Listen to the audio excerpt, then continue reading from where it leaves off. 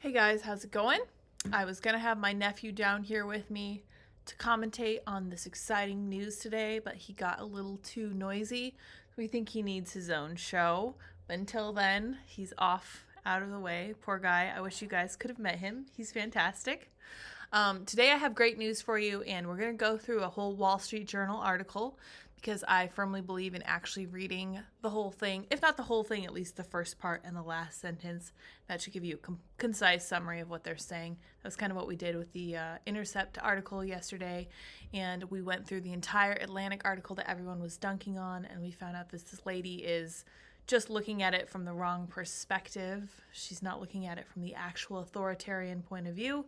She's looking at it from her own point of view, where she only did things that she thought were forgivable, but everyone around her is like, no, all of this other horrible stuff that happened was not your fault per se, but definitely not forgivable. But I digress on that point. So today, because we skipped Good News Tuesday yesterday, because we had horrible news about the DHS colluding with big tech organizations, we're going to talk about some actual good news. And this is from the Wall Street Journal. The title is Republican Election Prospects Rise as Inflation Overshadows Abortion, a Wall Street Journal poll finds. So let's just get right into it and see if you can catch the really good news here. I'm just gonna, why is this so, why won't you pause? Okay, I'm gonna have to cut that part out.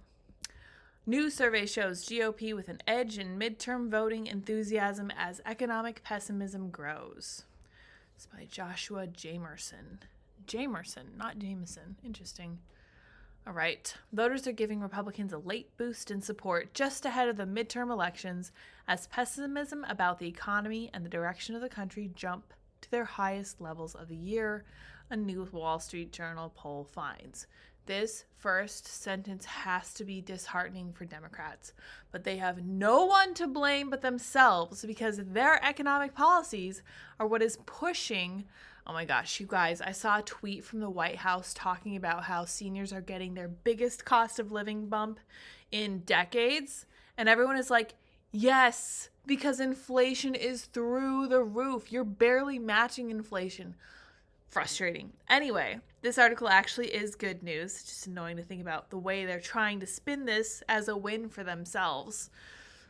The survey, conducted about 2 weeks before Election Day, suggests that abortion rights are less important in voting decisions than voters indicated in the summer after the Supreme Court in June ended the federal constitutional right to abortion.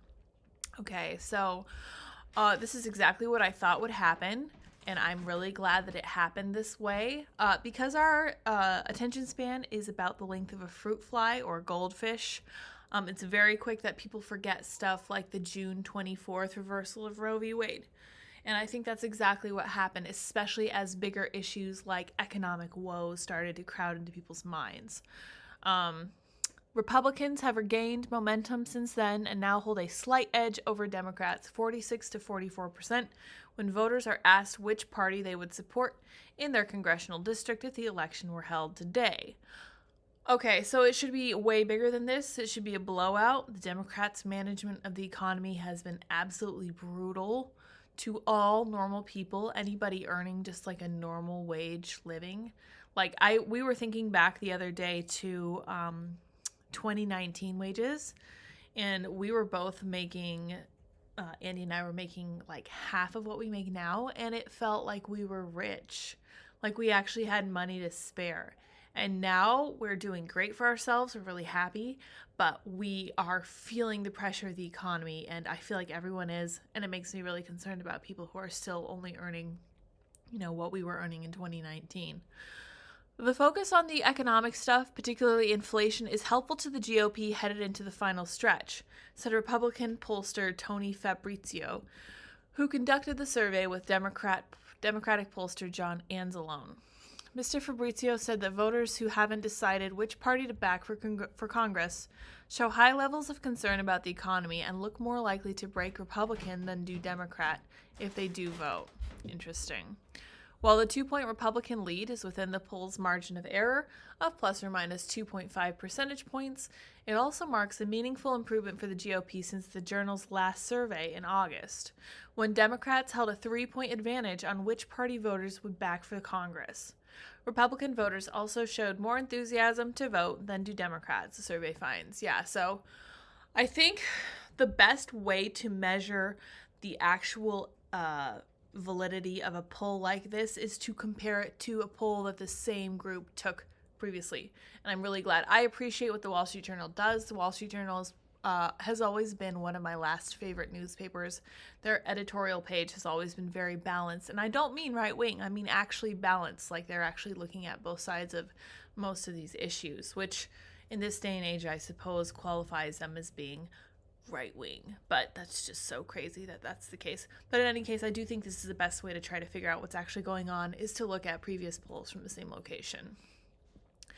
The shift in preference for the GOP comes as views of the economy have turned more dour than at any point in the past year. Dour? Dour? Dour? I've always pronounced it dour, but other people I've heard call it dour, which is very weird. D-O-U-R. Draw your own conclusions.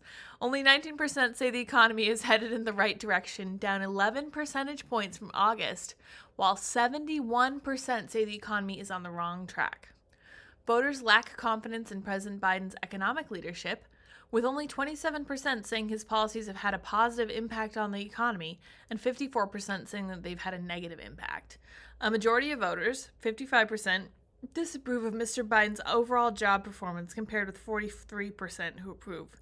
That is absolutely abysmal. I was going back over a tweet from like late 2019 or early 2020, and they were talking about Trump's approval rating being 40%, and it is so easy to just go into 538 polling and track Biden's approval rating right through like 38.9%, 39%. Holy cow. This man has scraped the bottom of the barrel. Like, Trump's approval rating was bad because the entire media and the entire permanent state apparatus was working against him. That worked as far as his approval rating was concerned. Joe Biden's is entirely organic. If anything, it's being fought tooth and nail by the mainstream media and most of the permanent state. So let's see the question they're asking. If the election for Congress were held today, would you be more likely to vote for a Republican or a Democrat candidate for Congress? Wow. So here we can see it crisscrosses right over and Republicans come out ahead. Interesting. It looks like they were always a little bit higher, right, from 2021. The GOP has seen a shift in its favor among several voter groups, and this is the important part. This is the awesome good news from Good News Tuesday that we didn't get a chance to cover, including Latino voters and women, particularly white suburban women. That group, which the pollsters say makes up 20% of the electorate, shifted 26 percentage points away from Democrats since the Journal's August poll and now favors the GOP by 15 percentage point. This is actually blowing my mind because I hadn't read the actual numbers before. Since August is the 8th month of the year. We're at the beginning of the 11th month of the year. 3 months. We have shifted 26 percentage points, and they're now in favor of the GOP by 15 percentage points. Holy cow. I want to dig into this for sure because I knew that about Latino voters, but I had not heard this about women. I'm fascinated by this information, especially since I have chalked up a lot of the issues in our country to the fact that women are so active about voting, but they're not active about being engaged with the actual results of that voting. That's been probably the biggest disconnect for me, is that women are gung-ho about voting and they vote for Democrats and then they don't read the news. Like, what are you even doing? If you vote for a policy, it is I would say it's your responsibility after the fact to make sure that that policy is doing what you hope that it would do. I think that if they were following the news, they would not be voting Democrat. And I think that might be what's happening here. With the economy this bad, with women being the spending class, these are the people who spend the dollars that the economy is directly affecting. And I wonder if that's having a significant effect on their view of their own policies. This is something they can't ignore anymore. These are the policies they voted for, and they are literally directly affecting their buying power. I'm going to go out on a limb and say that's probably the biggest issue, the reason that women, suburban women, especially those ladies who have that little bit of extra money, are looking at right now. Midterm elections are generally considered a referendum on the party in power, and Democrats control both chambers of Congress and the White House. Yeah, that's true, 100%. But this is a big switch, and I haven't seen anything like this for white women, although I am now going to have to go back and look at some of the polling from previous elections and see what we can come up with, see if this has been a factor in the referendum on the party in power. Mr. Anzalone said that the most concerning matter for Democrats is that independent voters don't trust the party to handle rising prices. Yep. So Latinos, women, and independent voters are falling out of the Democratic Party is falling out of favor for them. Whichever party's in power, he said, finds that the independent voters, quote, break against the party when you have the economic diagnosis like we're having here. Diagnostics. I think he might have meant diagnosis, but I'm not sure. Either way, flexible. Anyway, end of story, done, close quote. He added, quote, voters trust the Republicans on that right now. That's tough sledding for us, close quote. Well, good for him for being honest. Has to stink. Jennifer Hackworth is a stay-at-home mom of 3 in Cranberry Township, Pennsylvania, outside of Pittsburgh. She's noticed her kids' clothes getting more expensive, as well as the rising prices for milk and other grocery staples. That's exactly what I'm saying. These are the ladies who do the shopping. These are the people who are going to be noticing that the economy is real freaking bad. The Dems have kind of proved that they haven't been able to make a change with inflation. It's just gotten worse in the last couple of years, said Ms. Hackworth. Oh, it's worse than that, Ms. Hackworth. The Democrats are the cause of the inflation. They're actually literally causing you this tightening of the belt that you're seeing right now. They're causing your kids not to be able to go to these events and get the staples in grocery stores that you used to get for them. Ms. Hackworth, 39 years old, says she typically leans Republican, but has considered voting for Democrat John Fetterman in the state's hotly contested Senate race. While still undecided, she's leaning toward the GOP's Mehmet Oz, despite feeling more aligned on abortion rights with Mr. Fetterman, who supports legalized abortion. While I would want to support the right for a woman to choose, I also want to support our economy getting better because it's not right now, Ms. Hackworth said, adding later, give the Republicans a chance in Congress, see what they can do. That's perfectly fair. See, this is the kind of person who probably lives next door to you. The kind of person who's just noticing that the economy is really not good. The kind of person who usually probably doesn't keep up on all the news, but is like, hey, maybe if Republicans make a change, maybe if we have this oppositional force in the government, we'll have a better economy. These are just people who are making serious calculations about what's best for their family. Some 48% of voters said that they thought congressional Republicans were best able to get inflation under control, the largest share in journal polling this year. By comparison, 27% said congressional Democrats were best able to rein in inflation. Democrats were viewed as party best able to handle abortion policy, lower prescription drug prices, and improve education. Right, sure, but those are not the things on the table right now. It's great that maybe that they can do some of that stuff later, whatever, according to most voters. I don't like the abortion thing, obviously. The prescription drug price, it should be a bipartisan issue, but they've kind of been selling it and improving education. Sure, maybe, whatever. Again, not the biggest issues on the table, not what people are most concerned about. In other signs of concern about the economy, 64% of poll respondents said that inflation is rising and straining their finances, including 36% who described those strains as major. Both figures are the highest in the journal's polling this year. Only 27% of respondents rate the economy as excellent or good, down from 35% in August. Wow, I'm honestly genuinely surprised that even 27% of people think that the economy is good at this point. Republicans say they are more motivated to vote than Democrats, the poll found. Some 68% of black voters and 64% of Hispanic voters, groups that favor Democrats, rated themselves at the highest level of motivation to vote, far below the 83% of white voters and 79% of voters overall. Wow, so the groups that are more likely to vote for Democrats are feeling less motivated than the more motivated GOP groups. Survey participants also rated the GOP as the party best able to reduce crime. That is a huge selling point. So this is something I've seen Democrat polls and candidates try to do. They've really tried to spin the crime thing as a gun violence thing. This is not going to work. And they've tried to say that the reason we're having all this gun violence is because Republicans refuse to act, right?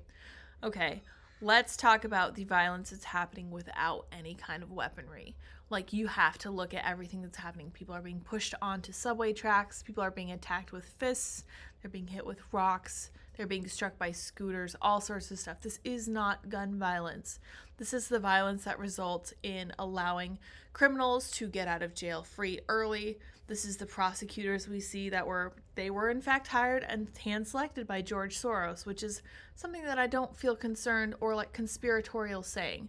This is 100% something that you can look up. This has been a big push for them.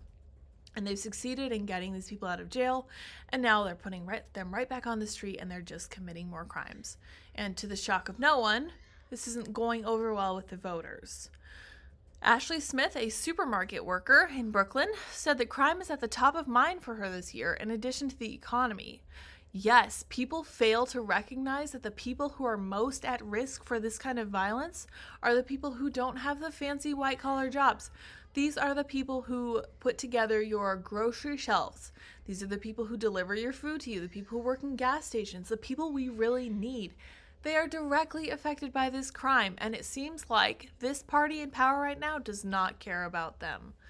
Still, Ms. Smith, a self-described liberal, said she was leaning toward backing Democratic Governor Kathy Hochul for re-election over her GOP challenger Lee Zeldin. She's still not even fully decided. That race has gotten unexpectedly competitive in recent weeks, with Mr. Zeldin putting an emphasis on cutting crime in New York City. That is the play in New York City for sure. And I think that's why the gap has tightened so closely in New York for sure. The crime is always going to be there. It's New York, said Ms. Smith. It's just a point of keeping it at a steady level so that we don't have to feel terribly scared to walk outside. Absolutely. Ms. Smith, 32, said that despite a spike in the crime at a time when the Democrats lead local government, she trusted Democrats more to address the issue and thought Mr. Zeldin was unlikely to come to New York City communities if elected governor. Okay, so she was worried he wouldn't connect with them. Even though the midterm elections haven't concluded yet, both parties have started to think about who might be their standard bearer in 2024. Mr. Biden has said he intends to run again. Donald Trump has teased another White House bid, but hasn't announced a decision. Look at this question. Do you think that the Biden administration's policies have had an overall positive impact on the economy, negative impact on the economy, or no real impact on the economy? 54% said negative, 15% said no real impact, 4% said don't know and refused, only 27% said had a positive impact. The journal poll found that a hypothetical 2024 rematch between Messrs. Biden and Trump is tied, with each man drawing 46%. In August, Mr. Biden was ahead by 6 percentage points. The Wall Street Journal poll included 1,500 registered voters who were reached by phone and text from October 22nd through 26th. So that's very cool. I appreciate that Wall Street Journal article. I find them to be very thorough and more or less balanced. As you can see, they had a pollster from the right and a pollster from the left, and they were just talking about the people who are most affected by these policies, which are ladies who really haven't made up their mind yet. It is so interesting to me that white suburban women are really finally getting a taste of what their policies do. I'm so honestly happy to see it. I'm delighted because I think this is what they should always have. I think that the reason women keep voting this way is because they then close their eyes to whatever happens in the future. And I think that if we could get them to start paying attention to what's really happening as a result of their actual, very real, very direct choices, they might be able to make a change in favor of the right. Andy is being a ghost behind me back there, as you can see the sheet moving. Thanks, babe. I know. Thank you guys very much for joining me. I do view this as being good news. It looks like we're going to have a massive red wave. I can't talk today. I'm sorry. And I think that I think that we're really going to put good people in office this time around. I have a great deal of optimism for people like Blake Masters, JD Vance, Carrie Lake. Some of these people are super awesome. Tudor Dixon, who knows if they win? We're going to see what happens. I've talked about it before and I put it on my Instagram, but I'm going to be live streaming alongside of Lauren Southern, not Northern. I called her Lauren Northern last night, which she's going to love. I'm going to have to tell her about that. And Lauren Chen. So I'm hanging out with the Laurens, and we're going to get as many people together as we can to talk about all of this stuff over the course of the actual election. It's going to be really interesting. I'm really optimistic that it's a huge blowout for Republicans. Polling is so hard to tell what's actually going to happen. But it does look like people are incredibly upset with the state of the economy, and Democrats are just throwing fits because they want people to care about abortion. They want people to care about our democracy, to quote Michael Knowles, because it's true. Every time they talk about our democracy, it's in that tone. It's in that sing-song, ridiculous, oh, don't you care about our democracy? No. In their minds, their democracy is theirs. It's not ours, for one thing. And to them, keeping a democracy together simply means silencing people with whom they disagree. So, good news all around. Hispanics coming around, white suburban women seeing the consequences of their voting choices, which honestly, good for them. They need more of that. I'm looking forward to this next Tuesday. Stoked to be commentating over on Odyssey with the Laurens. It's going to be a good time. Join us over there. I have a link for you guys. I'm going to try to get a link in the description of this video and make sure that you guys can follow us there. And we are heading back home today. I'm looking forward to being back in my own little blue city.